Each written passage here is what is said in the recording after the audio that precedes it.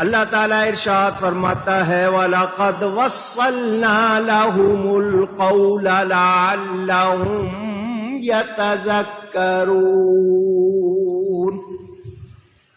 اور بے شک ہم نے ان کے لیے بات مسلسل اتاری کہ وہ دھیان کریں۔ کیا مطلب؟ یہ نہیں کہ ایک مرتبہ بات کہہ دی اور پھر بس، نہیں، مسلسل ہدایت کا انتظام،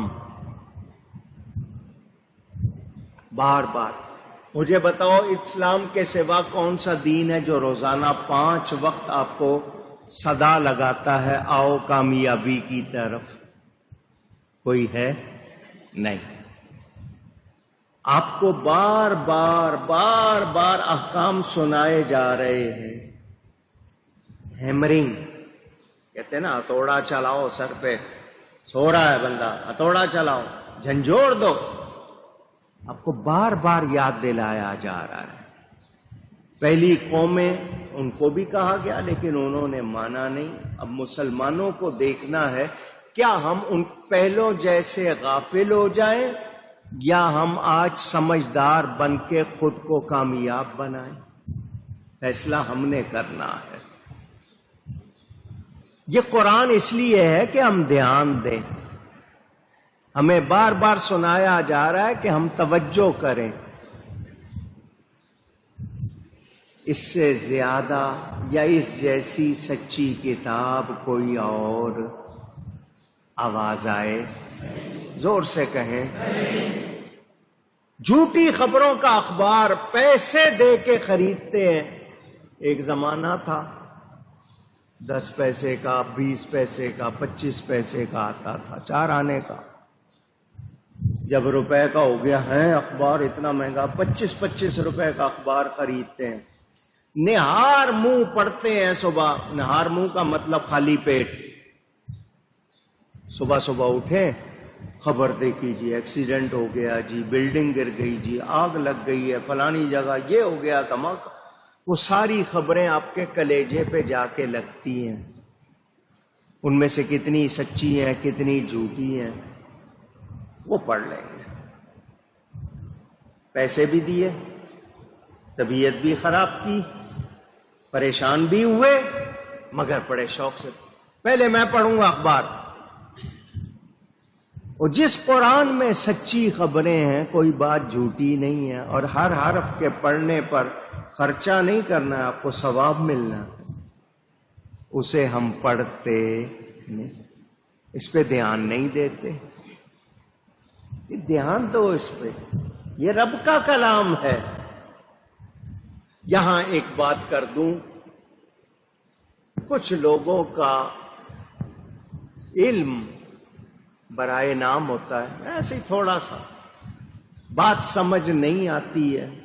آج کل یہ جو سوشل میڈیا ٹیلی فون پر شروع ہو گیا نا، اسمارٹ فون پر، واٹس ایپ، فیس بک، ٹویٹر، ٹیلی گرام، جو جس کا دل چاہتا ہے اس میں ڈال دیتا ہے۔ پہلے ایک زمانے میں لوگ کاغذی شعر ہوتے تھے، اب فیس بک کے شعر ہیں، سامنے نہیں آئیں گے، جواب نہیں سنیں گے۔ ان سے کہو سامنے آؤ بات کرو، نہیں آئیں گے۔ کیوں؟ ان کو پتا ہے ان کا مقصد ہی صرف آگ لگانا ہے۔ حق کو جاننا یا حق کو سمجھنا ان کا مقصد نہیں، آگ لگاتے۔ بہت سے لوگ نہیں جانتے، ان کو کوئی بات نظر آتی ہے، وہ سمجھتے ہیں جی دین کی بات ہے آگے کر دو، وہ بغیر سوچے سمجھے آگے پھیلا دیتے ہیں، فارورڈ کر دیتے ہیں۔ گمراہی، شیطنت، خرابی، گندگی پھیلا رہے ہیں۔ اس قرآن نے ہمیں کیا بتایا ہے؟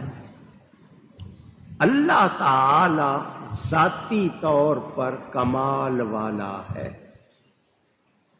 ہر کمال، ہر تعریف اللہ کے لیے ذاتی طور پر۔ ذاتی طور پر کا مطلب اس کو کسی نے دی نہیں ہے، سکھائی نہیں ہے، وہ خود سے کمال والا ہے، اور جیسا وہ کمال والا ہے کوئی اور نہیں۔ دوسری بات یہ کہ رب کی عطا کے بغیر، رب کے دیے بغیر کسی میں کوئی کمال مانا جا سکتا نہیں۔ یہ دو باتیں یاد ہو گئی۔ اب میں نبی ولی کا کمال بیان کروں، مثلا یہ کہوں کہ نبی ہمارے دلوں کا حال جانتے ہیں، تو کوئی کہے کہ نہیں جی، دلوں کا حال جاننا تو صرف اللہ کی شان ہے۔ تو یہ جادوگر، یہ کاہن کیا کرتے تھے؟ قرآن نے نہیں بتایا ان کے بارے میں، حدیث نے نہیں بتایا۔ حضرت عیسیٰ کی خبر نہیں ہے تم گھر میں کیا کھا رہے ہو، کیا جمع کر رہے ہو، آؤ میں بتا دوں۔ نبی کہتے ہی غیب کی خبر دینے والے کو، کیا قرآن نہیں بتا رہا کہ اللہ اپنے پسندیدہ رسول کو اپنے غیب پر اطلاع دیتا ہے، مطلع کرتا ہے؟ قرآن کے کسی ایک لفظ کا جو معنی انہوں نے سمجھ لیا اپنے طور پر، اب اس پر اڑے ہوئے ہیں۔ قرآن کو پڑھو۔ افتؤمنون ببعض الکتاب وتکفرون ببعض، کہ قرآن کے کچھ کو مانیں گے، قرآن کے کچھ کو نہیں مانیں گے، تو کیا یہ قرآن کا ماننا ہوگا؟ جس قرآن میں یہ ہے کہ اللہ کے سوا کوئی نہیں جانتا، اسی قرآن میں ہے کہ اللہ علم عطا کرتا ہے۔ واتقوا اللہ وَيُعَلِّمُكُمُ اللَّهُ، اللہ سے ڈرو، اللہ تمہیں علم عطا کرے گا۔ یہ اسی قرآن میں ہے یا نہیں ہے؟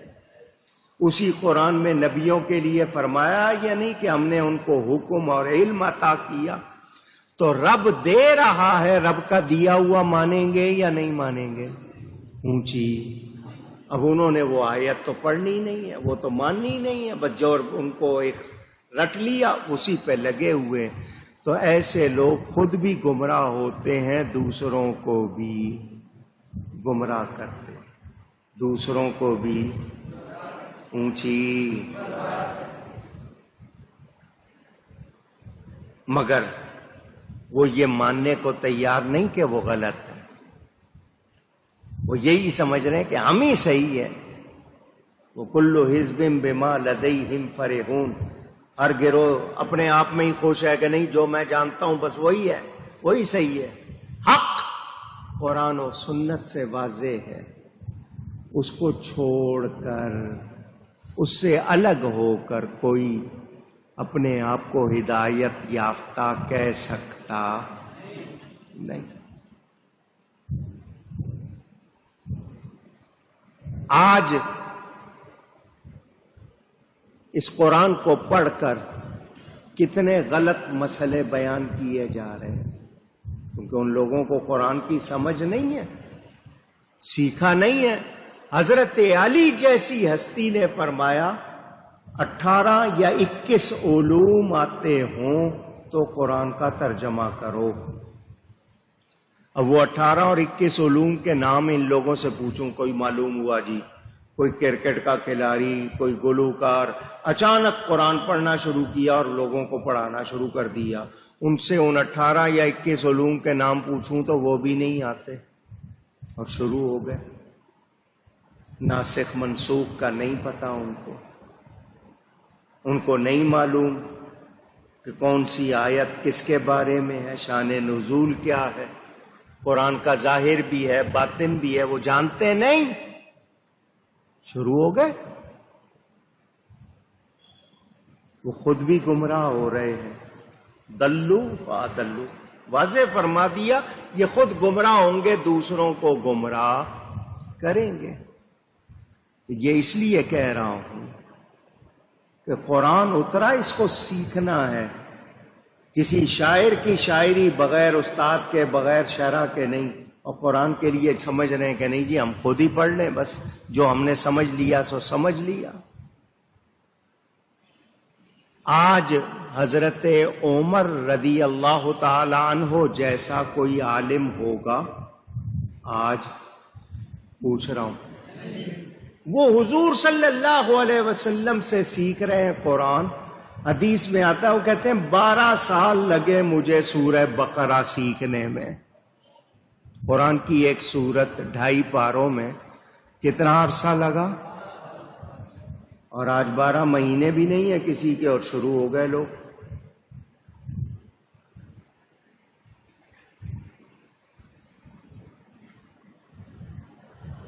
کچھ سمجھ آ رہی ہے بات آپ کو؟ کیا یہ واقعی ظلم نہیں کر رہے؟ تو قرآن اللہ تعالی کا کلام بار بار پڑھو، دستک تم اپنے ذہنوں پر دو، جھنجھوڑو اپنے آپ کو اور ہدایت حاصل کرو.